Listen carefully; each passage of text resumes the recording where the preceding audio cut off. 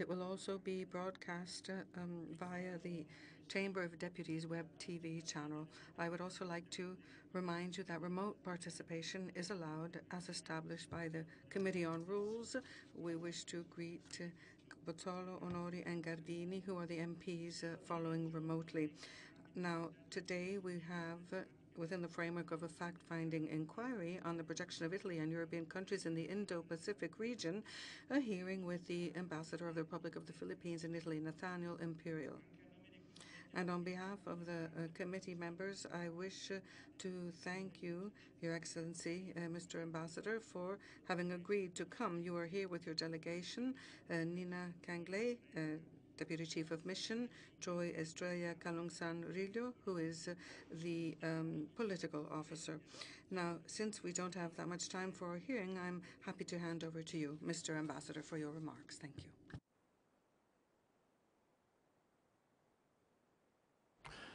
Grazie mille. Mr. President, the Honorable Paolo Formentini and members of the subcommittee, buonasera, good afternoon to everyone. Thank you for the invitation to address the hearing of this subcommittee on foreign policy for the Indo-Pacific. I understand that this is part of the fact-finding investigation of the Committee on Foreign and EU Affairs of the Chamber of Deputies on issues relating to the projection of Italy and European countries in the Indo-Pacific. It is a privilege for me to participate in the hearings of this august body in view of the strategic importance of the Indo-Pacific region. I understand that the European Union already has its own Indo-Pacific strategy and that Italy is formulating its own. Hello, buonasera. As generally viewed by the U.S., European Union, and the Association of Southeast Asian Nations to which the Philippines belongs, the Indo-Pacific region is an interconnected region spanning the Asia-Pacific and Indian Ocean regions. This region also includes what Italy calls the enlarged Mediterranean, which is the focus of Italy's most important national interest. The Indo-Pacific region hosts 4 of the world's largest economies. The US, China, Japan, and India encompasses the majority of the world's population and over 40% of global GDP. It is widely described as a region fraught with geopolitical and geostrategic shifts and geoeconomic power play. We welcome Italy's interest in charting its own Indo-Pacific strategy as a major stakeholder in the Indo-Pacific and in Asia. We expect Italy to support the rule of law and a rules-based order in our part of the Indo-Pacific. The Philippines lies at the heart of the Indo-Pacific region, bordered by the Pacific Ocean in the east, the South China Sea, or what we call the West Philippine Sea in the west, the Bashi Channel in the north, between Taiwan and the Philippines, and the Sulu and Celebes Seas in the south, all of which are major trade routes of the world. As an archipelagic nation with 7,600 islands and one of the longest coastlines in the world, the Philippines considers the safe and secure seas and a sustainable marine ecosystem as integral to the future of our nation and our region. The Philippines has consistently emphasized its commitment to maintaining the South China Sea as a region of peace and stability.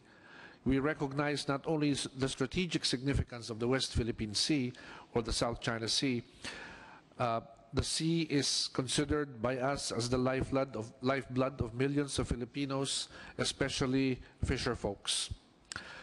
As a nation situated in the heart of 3 seas and an ocean, the Philippines understands that protecting its rights and its own exclusive economic zone and ensuring access is vital for safeguarding the livelihood of our fisher folk and preserving the maritime resources for future generations. Like the Philippines, Italy is a maritime nation and as a vital international trade and communication waterway. It is in Italy's and Europe's interest that freedom of navigation and overflight is guaranteed in the South China Sea, and that a rules-based order must prevail in the region as a foundation for peace and stability. The reality, however, is that the South China Sea has become central to our northern neighbor's maritime power projection.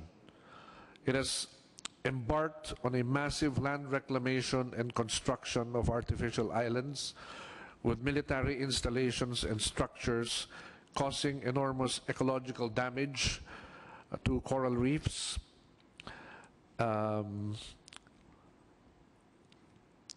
destabilizing the region.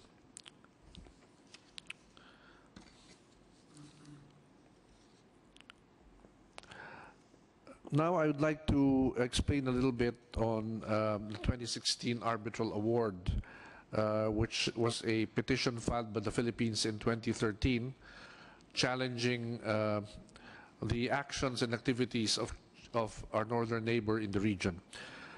The 2016 Arbitral Award conclusively settled the status of historic rights and maritime entitlements in the South China Sea.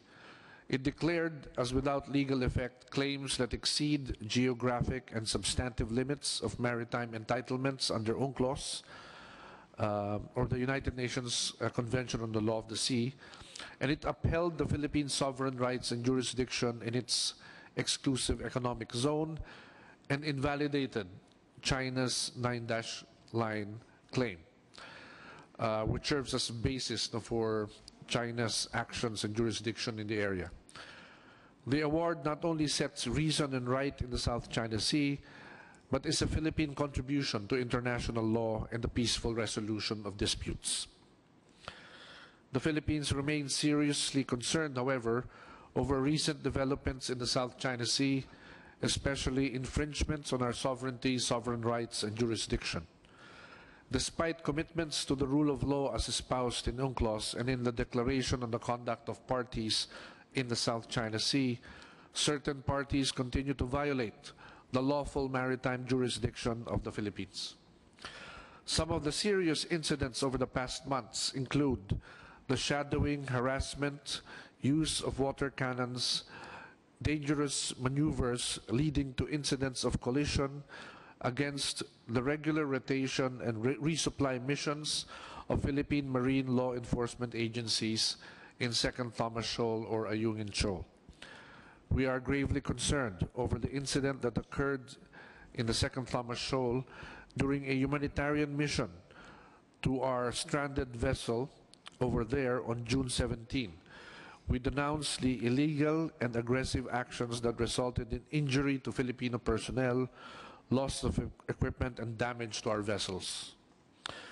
Protecting and asserting our sovereignty, sovereign rights, and jurisdiction, and maintaining peace and security and an international rules-based order in the West Philippine Sea continue to be among the Philippines' major foreign policy priorities. The Philippines will continue to uphold and protect our entitlements under the UNCLOS and the 2016 Arbitral Award through diplomacy, military, law enforcement, and public diplomacy actions.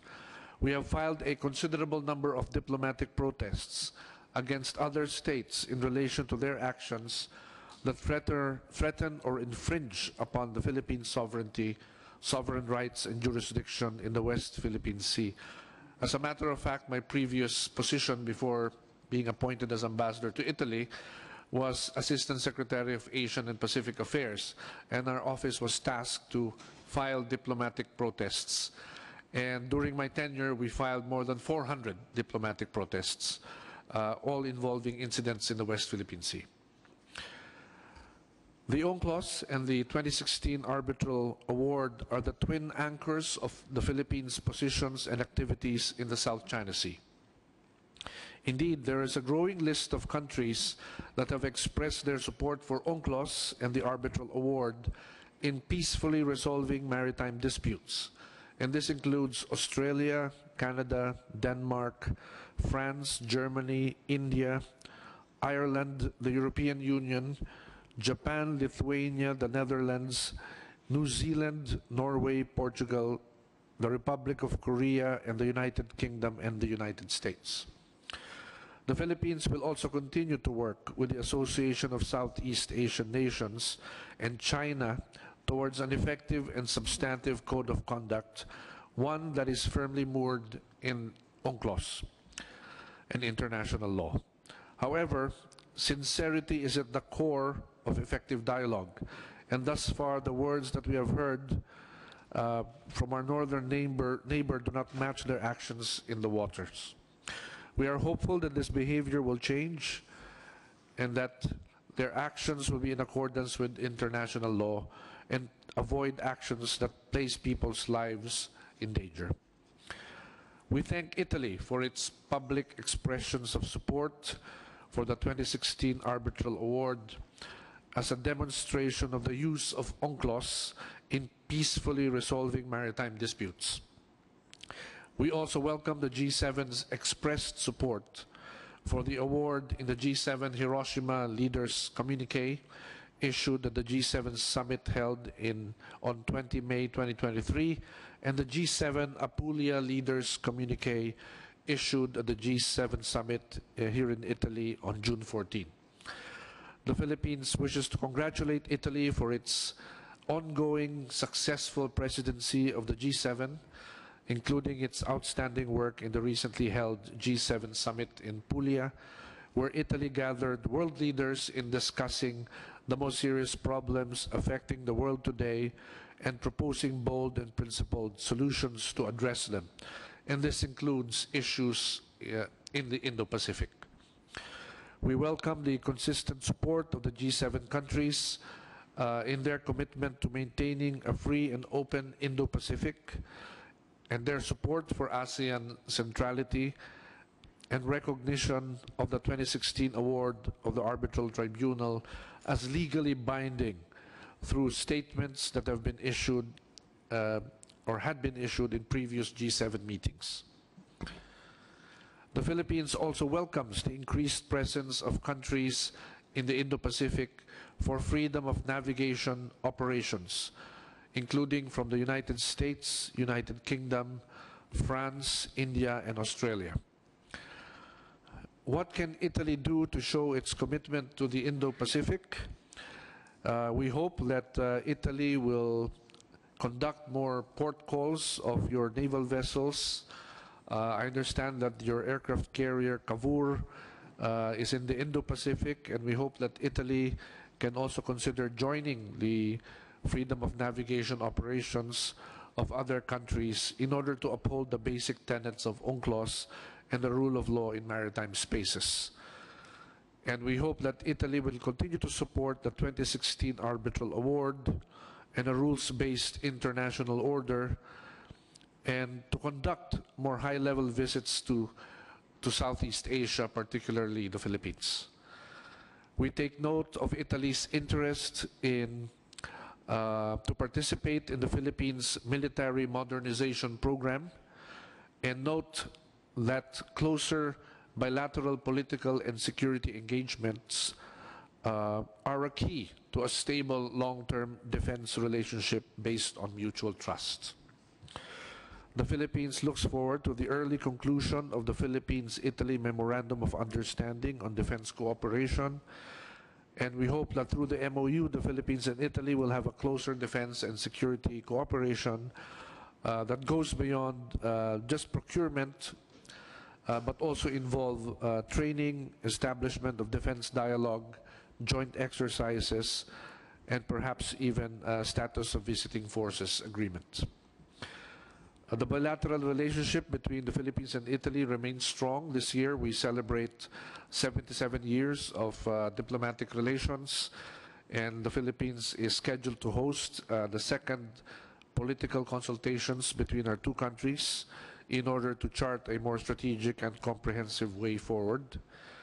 And alongside our political consultations, we can Oltre a queste consultazioni possiamo esplorare un dialogo marittimo tra i nostri stati marittimi, dato che siamo impegnati all'ordine internazionale. Abbiamo 10 dialoghi marittimi con altri paesi attualmente, quasi tutti stati costieri, per discutere elementi che riguardano questioni marittime e soprattutto il lodo del 2016 di UNCLOS. Di avervi dato delle informazioni sulle iniziative diplomatiche Shangri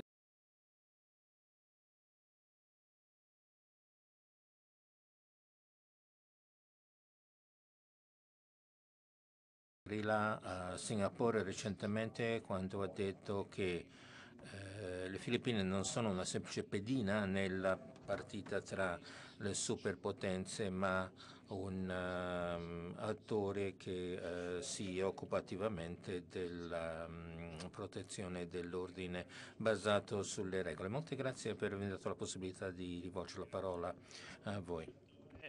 Già davvero dato. Many thanks, Ambassador. You've certainly made a fundamental contribution to our work. We know how dangerous and how risky the situation in the Spratly Island area is. We continually read of episodes of damage to Filipino vessels.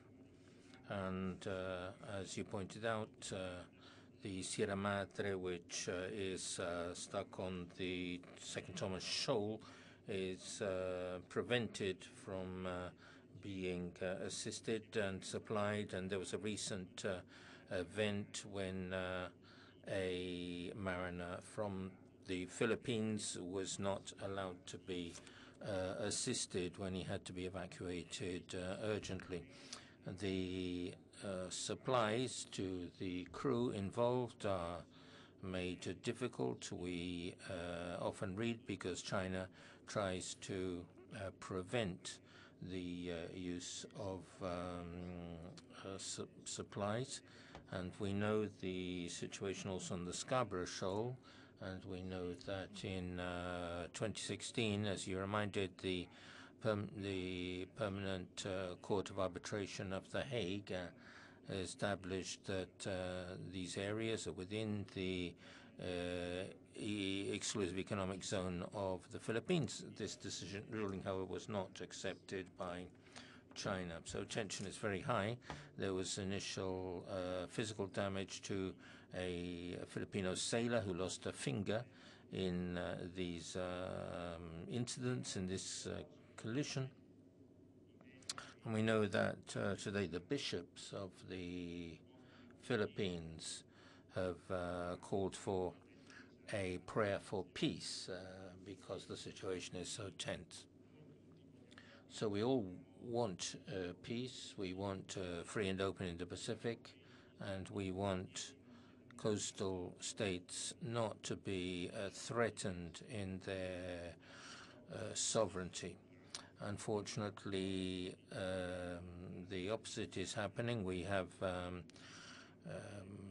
taken note of your appeal for Italy to contribute to contribute to a rule-based order and the provisions of UNCLOS, and to take part in joint exercises in that area. The presence of Cavour, the Cavour is significant, but it's been preceded by other vessels of our Navy, the Morosini, for example, which undertook naval diplomacy actions.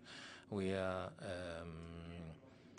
establishing increasing relations with countries of that area, because the final statement of the G7 meeting reminds us the democracy of countries like Taiwan and others hinge on the safety in that area. I'm sorry, previously I didn't greet the president of the Friendship Association, Director from Fratelli d'Italia. Thank you. I simply wish to express my greetings. I have to go to the deal with the business of my committee, so I simply wish to bring my greeting and thank you. And I think that we have seen a sign of the friendship towards our parliament from the Embassy of the Philippines with the invitation to the formal events they organize. And this meeting is very important because the Philippines for Italy are a very important, essential partner, not only for geopolitical aspects, but also in terms of commercial relations. And we have to work to strengthen this relationship of friendship. So thank you, and welcome back to the Chamber of Deputies. Thank you to Chair. Thank you. Another floor to Mr. Biddi. Thank you. I'd also like to thank the Ambassador for being with us today. Ambassador, we are definitely in favor of respecting rule of law. We work together, and I encourage you and I encourage all our colleagues to work together increasingly for peace and the well-being of our peoples in the respect of the cultures and traditions of societies and the richness of our respective peoples. This is something which is very important for us, and also in respect of our respective sovereignty. Mr. Chairman, you've already mentioned the issues which we are witnessing currently with regard to the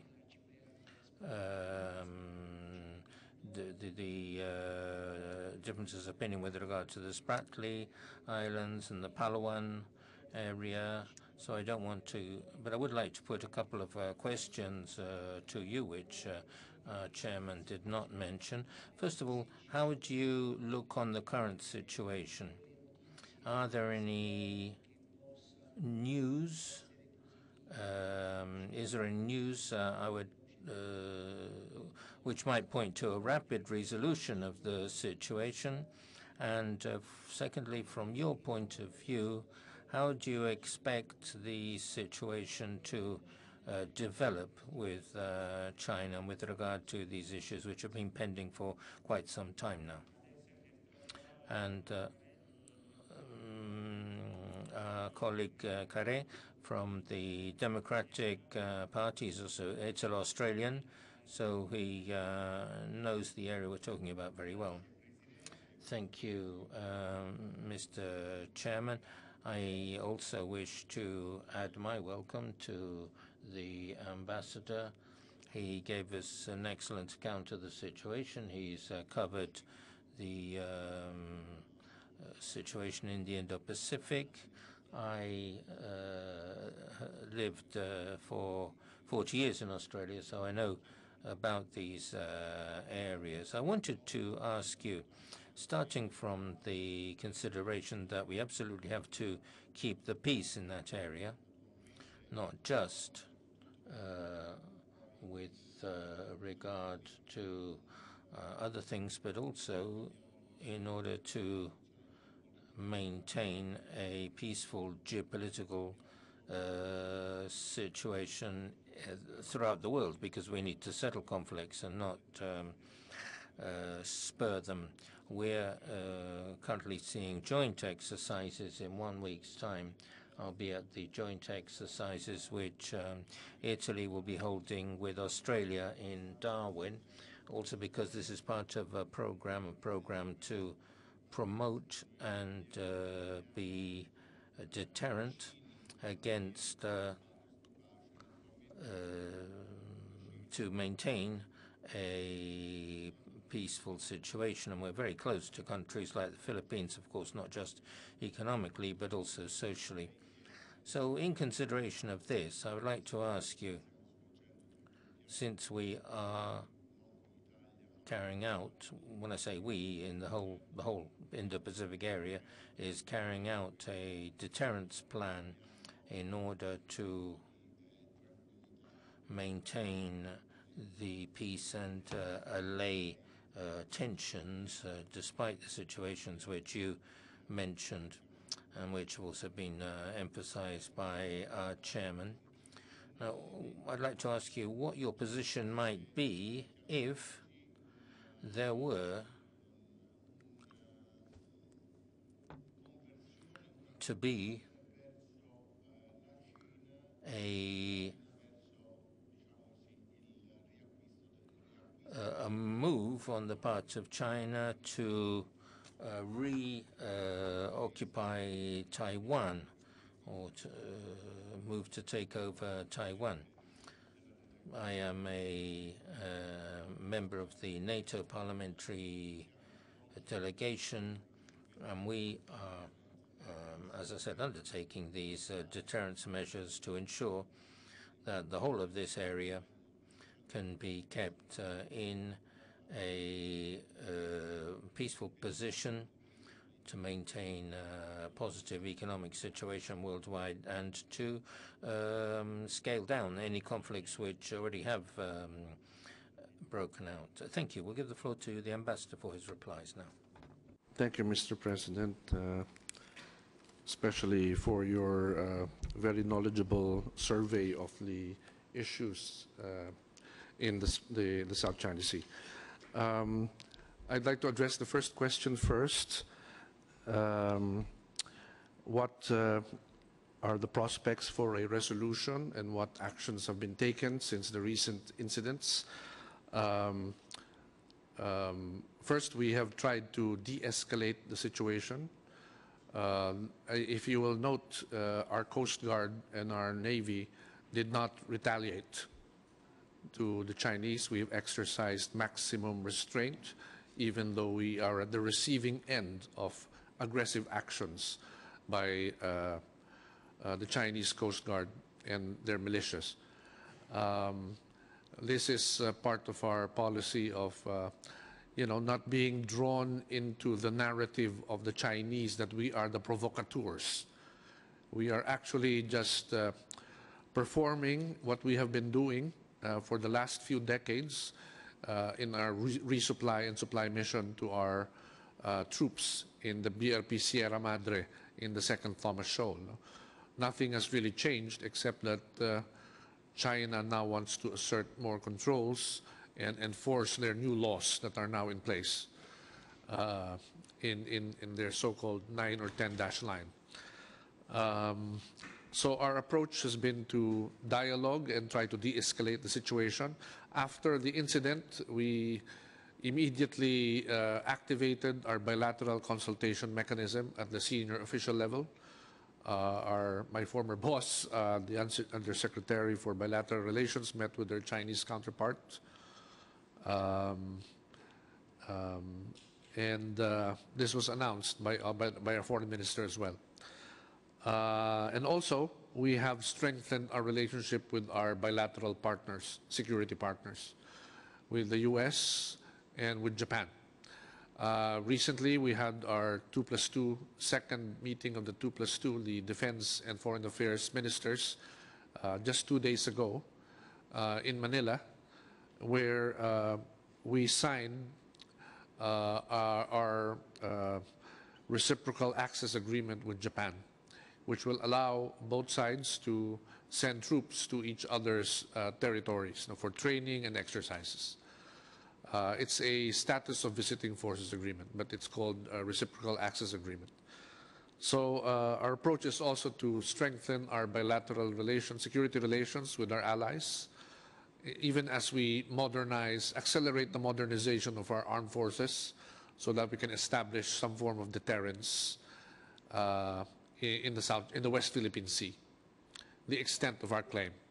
The President mentioned the Spratlys. Our claim is only within a subset of the Spratlys, within the exclusive economic zone of the Philippines and the Kalayaan Island Group, which is smaller than the entire Spratlys. So in areas beyond that, we have no overlapping claim with the others. And we have offered the 2016 arbitral award. We're still trying to convince China to accept it. Of course, it has rejected it as a way of resolving the dispute. If we apply the principles in the arbitral award, for example, we would be delimiting the scope of the overlapping claims to about less than 5% of what it is now. So if only we could persuade the other side to accept it as a way forward, it's a peaceful way of settling overlapping disputes over maritime entitlements.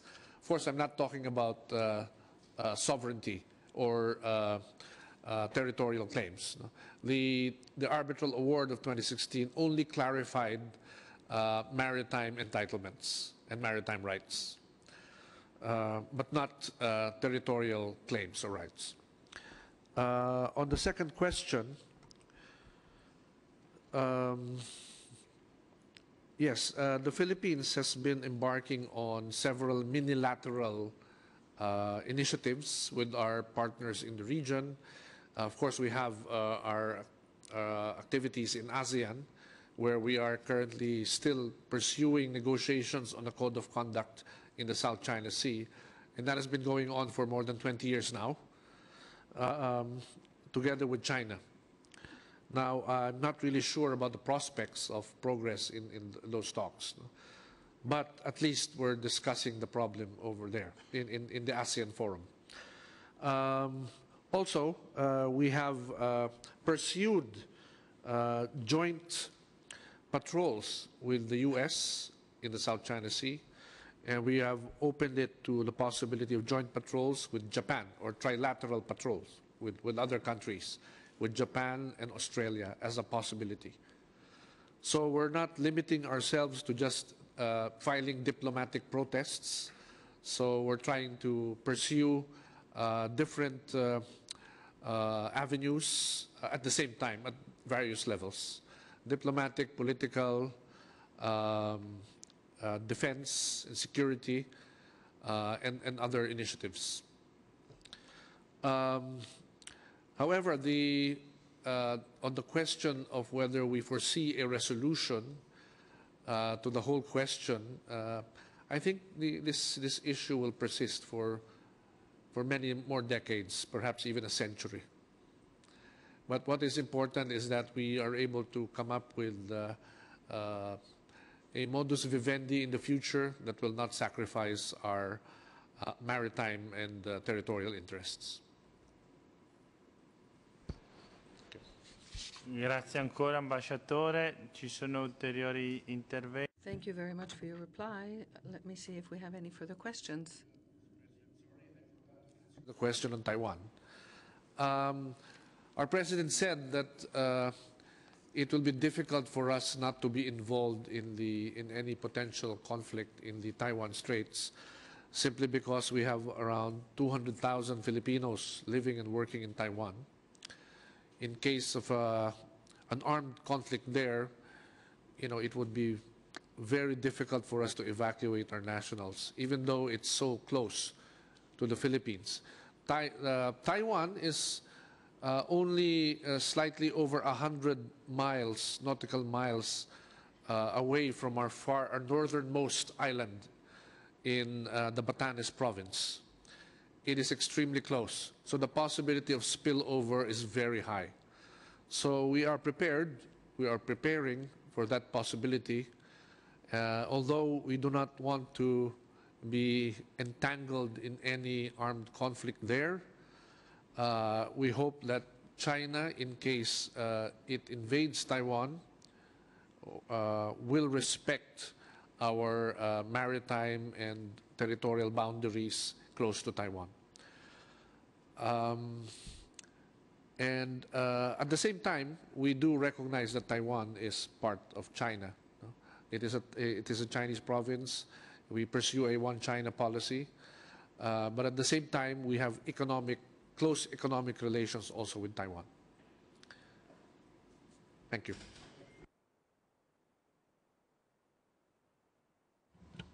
Grazie ancora. Thank you very much, Mr. Ambassador. I don't know whether our colleague MP Catania wishes to say something. Thank you, Ambassador. Yes, thank you very much, Mr. Ambassador, for coming and for having illustrated so clearly the geopolitical situation in the area.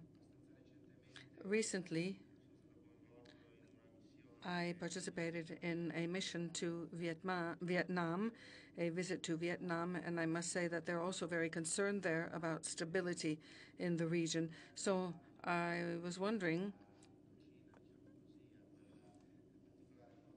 whether you might like to say something about the relations in these areas, also with regard to Vietnam, and what are your concerns with regard to this area. Thank you. I would also like to add, tying into this issue, that what the ambassador has just said on the joint patrols with the United States is very interesting, and even possible patrols with Japan and Australia. Now, what we're seeing from here is that throughout the Indo-Pacific area, there seems to be a new security architecture coming into place. We see Quad and AUKUS, and we also see bilateral agreements, defense agreements, including these states. So cooperation with Japan and between Japan and the Philippines is a clear example of this, and there are more. You yourself have mentioned them. Now, I know this is a very difficult subject. However, how do you think this defense architecture for democracies in the area will play out? Some are speaking of a new NATO for the Indo-Pacific region, whereas others are thinking about new agreements, bilateral agreements between the states in those areas, similar to the ones that already exist. Thank you, Mr. President. I'd like to respond to the first question on Vietnam. As you know, Vietnam and the Philippines belong to the ASEAN, Association of Southeast Asian Nations, and we have overlapping claims in the Spratlys. However, we do have a good relationship with Vietnam as neighbors. We even have a strategic partnership with Vietnam. Our trade levels are very high, and politically, we're very cordial and friendly to each other. And at the same time, we maintain our presence in our respective, the respective features that we occupy in the Spratlys. But Vietnam has not been doing what the other claimant has been doing in the area in the last 10 years. And Vietnam has not built artificial islands on reefs. China has built 7 artificial islands, including 6 inside our exclusive economic zone and the Kalayaan Island Group, and converted these submerged features into gigantic military facilities, hundreds and hundreds of hectares. And this is causing a lot of destabilization in our part of Southeast Asia. And you might say that it's spurring some kind of a mini arms race in the area, which we have not seen in the last 10 years ago. On